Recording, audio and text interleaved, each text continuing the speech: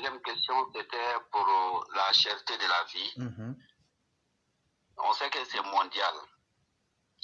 Et il y a beaucoup de gens, beaucoup de la population, ils ne savent même pas où leur nourriture ça sort. C'est tout récemment, même beaucoup de Tunisiens ne savaient même pas que leur blé là, ça quitte en Ukraine ou bien ça quitte à Moscou. Quand ils ont vu que le prix commence à grimper, c'est là ils ont su que ce qu'eux-mêmes cultivent là, ça ne les suffit pas. Les 40% doivent quitter ailleurs pour qu'ils puissent manger. Donc s'il y a un problème dans un coin dans le monde là, il ne faut pas dire que non, je suis loin, ça ne me touche pas, voilà. La conséquence, ça va toucher tout le monde. Donc le problème qui est dans Orient là-bas, là, chez le Moscou-Ukraine là, c'est un système qui a été déjà développé depuis autant de prophètes. C'est là-bas tout ça va commencer, vers Bachar Assad là-bas. C'est là-bas tous les bang-bang vont commencer avant la fin du monde. C'est ça qui est là. Donc, le président, qu'est-ce qu'il veut faire? Il veut nous calmer. Malgré tout, il veut nous calmer. Il a diminué le prix. Mais les gens, ils ne se plaignent pas lorsqu'on monte le prix de la cigarette. Les gens ne se plaignent pas lorsqu'ils vont passer toute la journée à boire alcool sans demander ça coûte combien. Lui-même, quand il n'a pas l'argent, il paye pour toi. Tout ça, il n'y a pas de grève dessus, on va marcher, rien du tout. Manger le riz qu'il ne mange jamais là. On dit c'est augmenté, c'est là il va créer les enfants pour dire qu'ils vont marcher. Tout ça, c'est les opposants qui proposent tout cela. Mais pour contrôler les prix, il faut savoir, quand on était dans les pays, on a fait un peu de commerce. Je ne peux pas prendre, il a plafonné les prix. Mais le propriétaire de camion, là, il a pris mon riz pour venir déposer au bord de la route. Je sais que le prix est plafonné. J'ai pris les jeunes du quartier avec Wotoro, tout ça là, pour prendre le riz au bord de la rue. Chaque sac de riz, 100 francs, il ajoute dessus là, pour aller déposer dans mon magasin. Et tu vas me dire de te vendre au prix que j'ai acheté parce que le gouvernement a plafonné. Est-ce que comment on va juger cela? Ok, je peux répondre? Oui. Ok. Ce qui est important aussi, il faut savoir qu'il y a un prix d'en gros. Et imaginez-vous que quelque chose coûte peut-être 1000 francs au prix d'en gros. Quand le gouvernement dit vous pouvez vendre ça entre 1200 et 1500, est-ce que tu ne peux pas trouver ton bénéfice dans ça? Alors? Oui. J'ai dit, c'est un exemple que je prends. Le gouvernement dit, bon, j'ai plafonné quelque chose à 1000 francs. Oui. Ça, c'est le prix d'en gros. Mais il y a le prix du détail. Le prix du détail doit varier entre 1200 et 1500. Est-ce que vous ne pouvez pas trouver votre bénéfice dans ce carnaval-là? Ça dépend des marchandises. Non, si tu vois que je parle comme ça, j'allais vous expliquer. Parce que les marchandises qu'on parle, c'est si on les prenait une à une.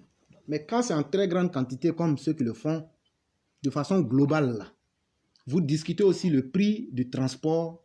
On ne discute pas le prix un à un. Et donc, ça aussi, c'est important de signaler cela. Mais ce que je suis en train de dire, si tu as pris 100, prenons, c'est un exemple que je prends, prenons un sac de riz à 1000 francs. Et toi, tu revends ça à 1500.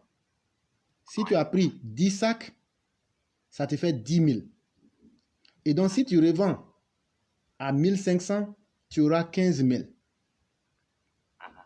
Mais est-ce que pour autant, pour le transport, là, le transport ne sera pas plus cher que le riz et autres? Tu vas toujours, en tant que commerçant, garantir ta marge. Et c'est pourquoi on est dans un système libéral. Les frais de transport et autres, quand ça ne t'arrange pas, tu laisses. Jusqu'à ce que tu vas trouver quelqu'un avec qui tu vas t'entendre. C'est ça qui est intéressant dans le libéralisme. Et tu ne peux pas, effectivement, au nom du libéralisme, tu ne peux pas aller contre tes propres intérêts. Et donc, tu seras obligé de trouver les mécanismes pour rester dans le canevas. Or, le cas de la Côte d'Ivoire, là, ce qui fait que le cas de la Côte d'Ivoire est différent. Depuis de très nombreuses années, Oustaz, il y a un problème qui est que la CIFCA, là, c'est pour les opposants Bédier, c'est pour Bédier. ils utilisent ça comme une arme politique. Et souvent, là, par exemple, là, le prix du sucre ou bien du lait, là, souvent ça existe, hein, mais ils essayent de bloquer la marchandise pour faire monter les prix quand ils ne sont pas contents. Et donc, il y a ce problème-là. Sinon, dans un pays normal, tout ce qui concerne la vie de la population, là, on ne doit pas faire du chantage avec ça. On doit s'entendre sur un minimum. On peut faire la politique. Sinon, quand les politiciens font leur coup entre eux, il n'y a pas de problème.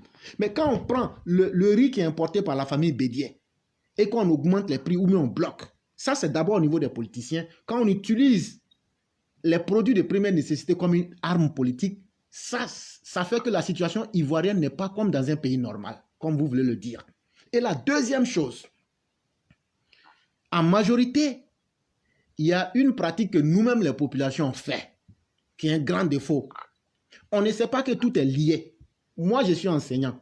Si toi, tu augmentes le prix du transport, là, parce que j'ai pris ta voiture, ben, je vais faire payer ton enfant cours du soir.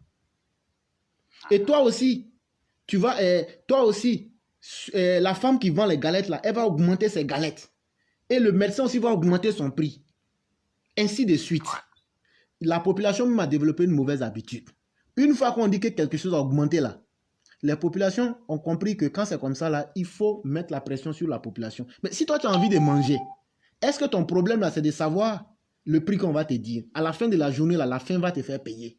Et donc, c'est pourquoi le document a dit qu'il y a une tendance inflationniste. Ça veut dire qu'on n'est pas dans un pays où la monnaie est flottante, où les choses sont bien connues d'avance, mais les gens font augmenter les prix sans limite.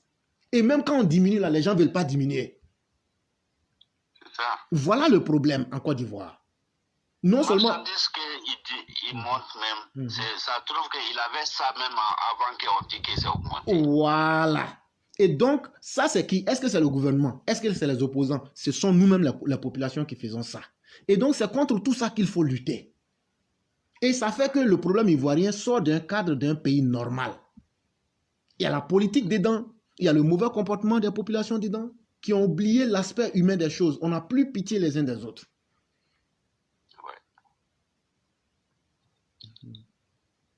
Que Dieu nous aide. Amen, amen, amen. Ok, je vous remercie. Vraiment, merci beaucoup. J'ai beaucoup aimé votre première question parce qu'elle m'a permis de réviser un peu le cours de philosophie par rapport à la morale et autres, et puis la politique. J'ai beaucoup aimé ce côté-là. Ok. Oui, Merci oui. beaucoup. Merci beaucoup. Okay.